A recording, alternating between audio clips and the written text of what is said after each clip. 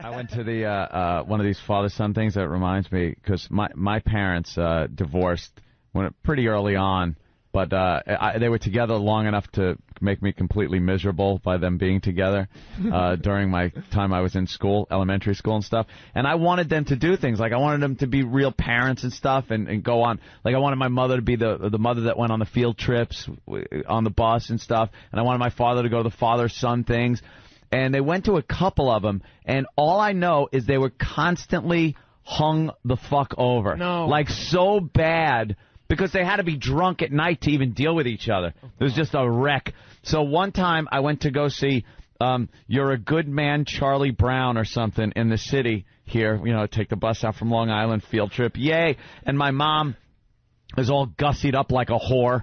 You know, she has. Well, I used to like tell her, could you put your hair in pigtails and wear your go-go boots and a skirt? And so I would tell my mother this, because all my friends would be, your mommy's so pretty. Like, I wouldn't think of it in any sexual way. I just liked how people would compliment my mommy. Oh, my God. And meanwhile, she's dressed like a stripper. And she's hungover. Like, so she's sitting in the bus, in the back of the bus, swigging Pepto-Bismol out of a bottle. And I'm sitting at Radio City Music Hall watching this big Charlie Brown movie, and she goes, I'll be right back. She goes to the bathroom where she's just puking and having diarrhea. Exactly. And she comes back, and to make me feel better, she brought me like a program from the show, and she's just sitting there. Like, you could still smell alcohol on her. And then my father was even worse. We went to a father-son breakfast thing. Yeah. And he, again, hungover.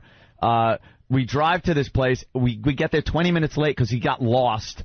So we show up, and now everybody, like, turns around, and he's just, you could just see it in his face. And you know how adults, like kids, I didn't know, the kids don't know, but the other parents can look and just go, oh, fuck, look at Joe, he's just fucked up, you know?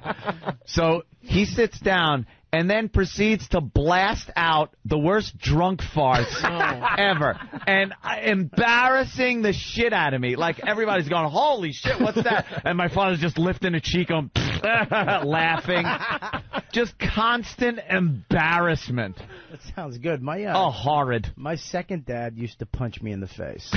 Your second dad. I'd take a fart over that any day. Really? Yeah. Well, I actually remember my second dad. We got in a fight because my mother got remarried, and because she's a whore, and we actually.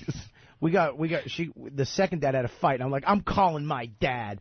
I'm going to go live with my dad, threaten him like, you know, and my mother goes, go ahead, call him.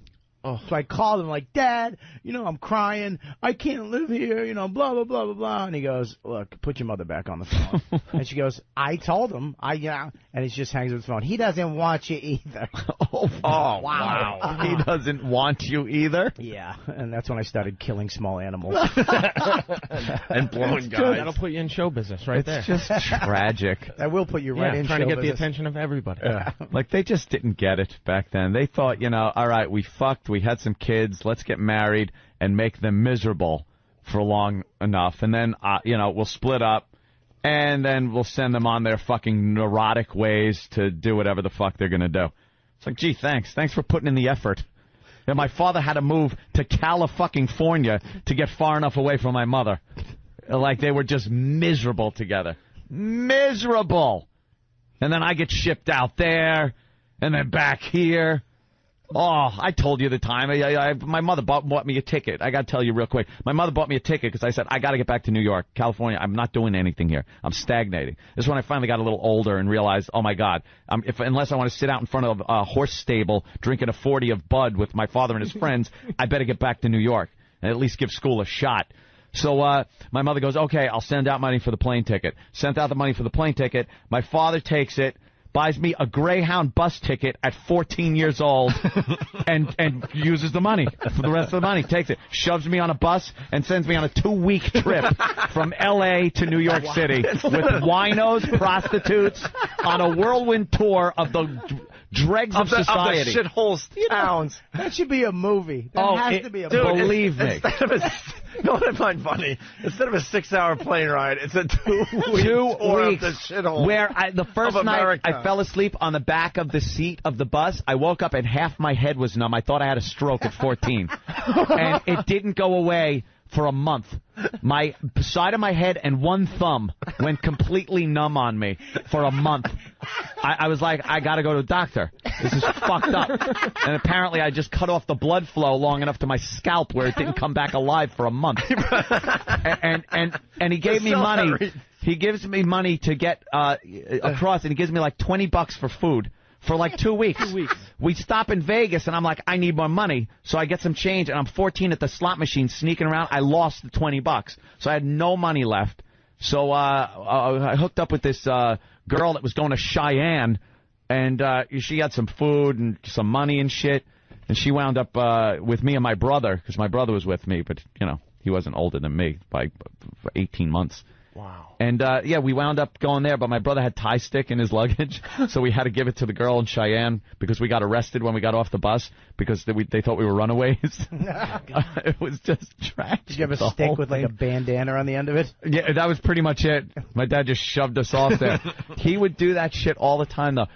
Our vacations consisted of taking the kids out to the Mojave Desert with tequila, doom buggies, and guns. And just throwing us to the friggin' animals and whatever we wanted to do until 10-year-old Charlie got shot. And I had to watch a 10-year-old get shot by his father. His own father shot him. He had a 6-shooter that was like ancient. I got to jump in. This never gets old. It's such a real story. I've heard this story 10 times. Constantly drunk. It makes me laugh every fucking time. Constantly drunk. And this guy, Juan Reyes, had a silver mine up there that was like devoid of silver. It was just a hole in the ground that we used to camp in. And he had the 6-shooter that had to be quarter-cocked to spin the cylinder to load it. It's an old gun because the firing pin rested directly on the bullets. You're supposed to quarter-cock it, load it with 5 shells, put the firing pin on the empty chamber, and then you're safe. Right. For the most part. He quarter-cocks it, loads every cylinder. As he's picking the gun up, it fires. It's a .22, thank God. It wasn't something bigger. But it hits his son Charlie square in the left shoulder, but low, like chest shoulder area. Charlie goes, I see a 10-year-old drop to his knees, and the blood shot out like a water fountain, straight out in a tube. I was looking going, that is so weird. It looks like a tube of red coming out of him. He turned white and fell flat on his face. And his father, now this guy was like a tough guy. I know this guy, Juan Reyes, is like this tough guy. Goes, Charlie! He grabs him and he's shaking him. Now everyone's drunk and fucking like trying to figure out how we're going to get this kid 80 miles to Kingston, Arizona. And when he means everyone's drunk, he means the kids as well. Everyone. We were all drinking tequila. Yeah, and they're 14 years old. So they load him in the back of a pickup truck. We're in between Barstow and Needles, Arizona, like in the middle of nowhere. And they have to drive the kid like 50 miles at least to the closest, like, fucking Indian witch doctor. And we're all just there. So they leave us kids there.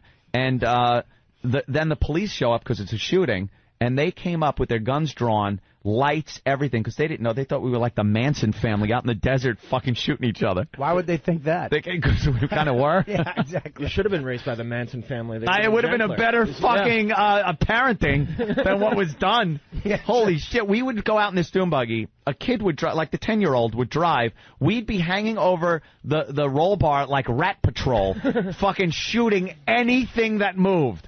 Poor fucking Jackrabbit, blam! With my father's fucking like 7mm with a Weaver scope on it that I could shoot 10 miles away. I got like a sniper rifle with me to shoot fucking iguanas with. Just hire you to protect the borders. Yeah, and they would go out like we were going out to play ball. Like, I'm taking the dune buggy and the rifles to shoot shit. All right, kids, have fun. And they would drink and just fucking hang out until they passed out, and we would all just shoot shit, and apparently each other. He's dead. Oh, don't I feel like a fucking asshole? No, that's way to go, okay. Gary. Let me tell you something. Don't turn that way either. Don't you turn. My dad's dead too. I don't have a daddy anymore. Yeah, and the anniversary of my dad's death is 2 days away. So yeah. So enjoy. Good one, Gary. Good one. Don't assume and maybe, kind of put a few feeler questions out there. Maybe ask a few questions before you come in here, How's your dad doing now? Oh, dead. Oh, this is... my dad. He probably looks something like this now.